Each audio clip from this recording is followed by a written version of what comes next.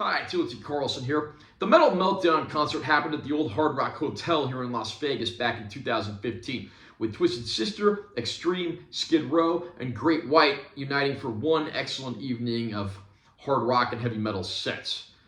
I just covered the Twisted Sister release from this concert, and here I've got the other of the two releases that was done from the Metal Meltdown concert.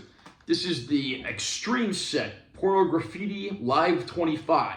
I'm going to unbox this release and I will share my opinions. Nice cover there with the band's classic logos and some shots from the dock. Here's our spine text. Back cover's got a track list. In the inner flap here we got some nice, stylized photography, artwork. Fold that up and we have 3 discs in here. We get the concert and a documentary on a Blu-ray disc. We get the same presentation in standard definition on a DVD, in case you're one of those people who never got a Blu-ray player. And then we have a audio CD just for the audio portion of the concert, although this does not include the 2 encores due to time constraints. And underneath here we have some additional artwork from the old Pornograffitti album, and that looks very cool. Extreme has had a long and interesting career. The band, of course, put out their first album in 1989, but it was their second album, Pornograffitti, which came out in 1990, that would immortalize the band, giving us the acoustic ballad hit More Than Words, and another acoustic ballad hit of sorts, Wholehearted. However, those 2 hits didn't really speak for the sound of the band. I mean, they were a very funky rock band in many ways, but they also weren't afraid to pursue more progressive and experimental sounds at times too. What does Extreme sound like? There really isn't one simple answer to that question, because Extreme's not just one simple band.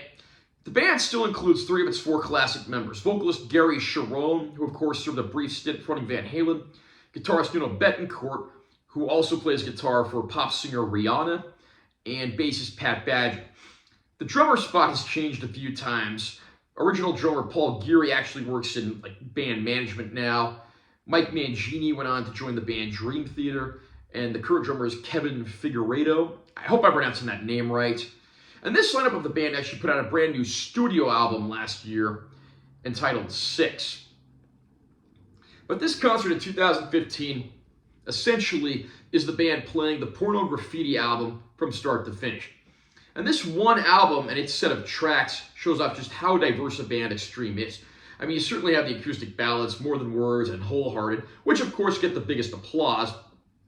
But then you have stuff like Decadence Dance, which is just a straight-up rocker that kicks off the album and shows how much fun these guys have rocking out. Interesting trivia, the music video for Decadence Dance was actually directed by Alex Winter, who played Bill in the Bill and Ted movies. The first Bill and Ted movie, of course, featured Play With Me from the band's first record. And the group, again, just never lets up here. It is just point A to point B, a performance of every song on the Pornograffitti album, and then we actually get 2 encores, Play With Me from the first album, and then Cupid's Dead, which was, I believe, on the 3rd album, 3 Sides to Every Story. And throughout, the band is just in very good spirits, having a great time rocking the stage in Las Vegas, and the audience is clearly getting into it too. Of course, Gary Cherone even has the audience sing plenty of More Than Words, and plenty of other songs too, and they prove that they're more than up for the task. This is a fantastic concert, and any fan of the band, I think, will be happy with what they get here. We also get a documentary on the band included in the set as well. And this features interviews with the band, both in Vegas and elsewhere, as well as some rare archival footage, and even interviews from a few other people that know the band, including Brian May of Queen. The members of Queen, of course, have famously said that Extreme is probably the one band that's come the closest to sort of recapturing the sound and the atmosphere that Queen once brought to the rock world. Of course, the band actually played the Freddie Mercury tribute concert in 1992. And the documentary and the concert are both nice, but like the Twisted Sister set, there's the same problem. They have entire chunks of the documentary stuck in the middle of the concert, and they have entire chunks of songs from the concert stuck in the middle of the documentary. So this is very poor editing. It drags out the runtime, and there's going to be a lot of repetition if you watch both from start to finish. I don't know how hard this is for people that make music DVDs and Blu-rays to understand. Don't put anything in the middle of a concert. It kills the live film. And then why do we need those same songs in the middle of the documentary?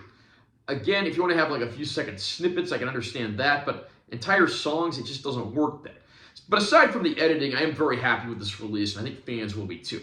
Picture quality in both the documentary and the concert are great. The concert was clearly shot on the most modern equipment and looks absolutely fantastic. The documentary understandably does have a little bit of archival footage, and that's of mixed quality, but everything looks pretty good for the most part. There are no bonus features other than, of course, a small photo gallery. They consider on the disc menus the documentary to be a bonus feature, but I consider that part of the main presentation because it's actually longer than the concert.